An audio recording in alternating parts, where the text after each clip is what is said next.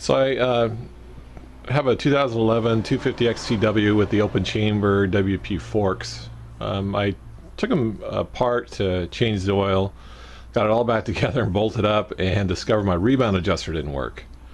And so anyway, I searched quite a bit on the internet and finally found the two causes of my problem.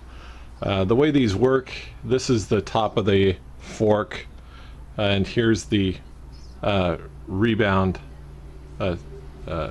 rod that's in here, and this is kind of spring loaded, and there's an adjuster that will be in the fork pushing down on that, pushes this down, and you can see here there's a short length of threaded rod, and what happens is when you're disassembling the fork, you don't realize that this part of the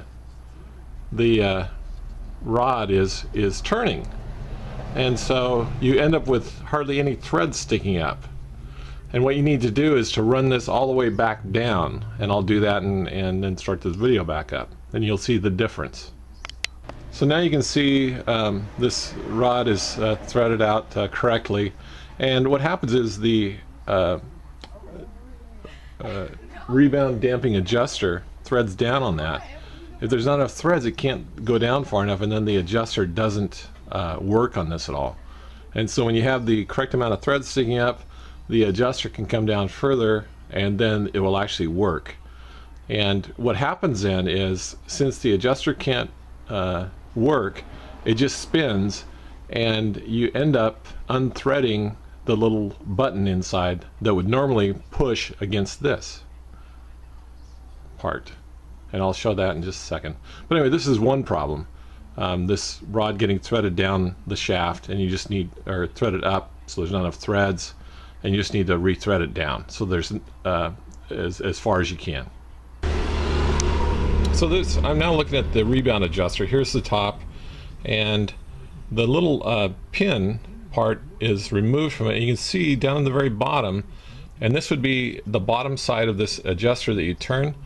There's a slotted piece down in there, and that mates up with this little pin, has a slot in it, and this is what contacts that rod in the and pushes on the damper rod.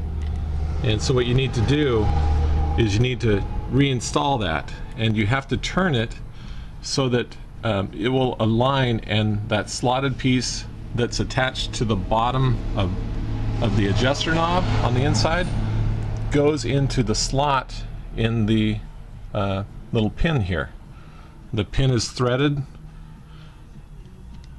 and the pin is threaded on the sides, so you have to turn that down and thread that in, and at the same time align the slotted piece down in the bottom here by turning the adjuster knob. And you have to do it in concert. You have to turn this, because this is going to push down and drive itself onto that slotted piece.